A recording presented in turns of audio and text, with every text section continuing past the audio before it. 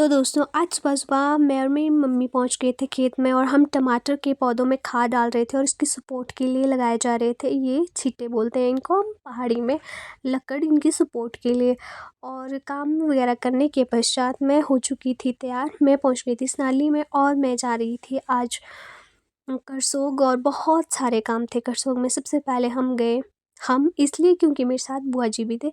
हम गए सबसे पहले हॉस्पिटल और वहाँ पे बहुत ज़्यादा भीड़ थी और बुआ जी को उनकी रिपोर्ट मिल गई थी लेकिन सिर्फ चेकअप करवाना रह गया था। उसके बाद हम पहुँच गए कल्पना में और बुआ को करवानी थी थ्रेडिंग और आज मौसम भी बहुत ही ज़्यादा खूबसूरत हो रखा था।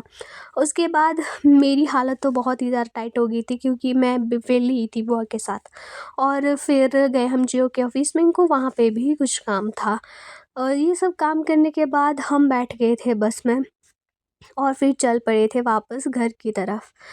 रास्ते में मैं देख रही थी कि व्यू आज बहुत ही ज़्यादा खूबसूरत हो रखा था, मौसम बहुत ही सुंदर लग रहा था। जैसे ही मैं घर पहुंची मैं सीधे घर नहीं गई, मैं सबसे पहले स्नाली गई और वहाँ पे मैंने घर की हालत देखी। जब से हमने चेंज किया है दूसरे घर के लिए, पुराने वाले घर के लिए, तो यहाँ की हालत बहुत ही खस्ता हो गई है। पर फिर मैंने देखा कि मेरे लगाए हुए पौधे आजकल खिलखिला रहे हैं, हरे भरे हो गए हैं। और उसके बाद मैं लगी थी ये कपड़े तैरने और मुझे अपने कॉलेज के दिनों की याद आ गई। अपने एनसीसी की टी शर्ट जब मैं तैर रही थी, मुझे बहुत ही ज़्यादा रोना आ रहा था कि कितनी जल्दी ये दिन बीत गए, कितने मतलब बहुत सारी यादें जुड़ी हुई है इन कपड़ों के साथ, बहुत सारी।